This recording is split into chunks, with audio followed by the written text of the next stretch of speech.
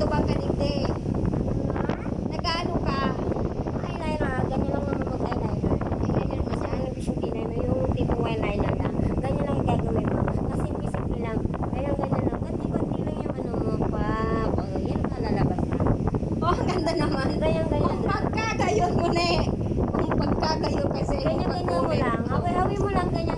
Hawi-hawi lang mo lang ka na yung kaunti na na eh. Hawi-hawi mo lang kaunti na na eh. Ante na yung lalabasan. Ganyan. Sige na. Mag-ano ka na. Pagayon-gayon ka na. Tama, umulit na rin na. Pagal ka na eh. Maganda mo ah. Pagal ka na eh. Pagal.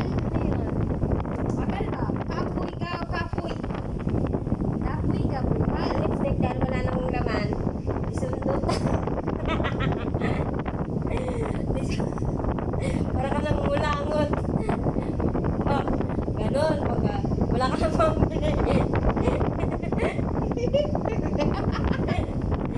Sundutin mo. Gaganyanin mo. Susundutin mo. Parang mulangot. Sabay pa.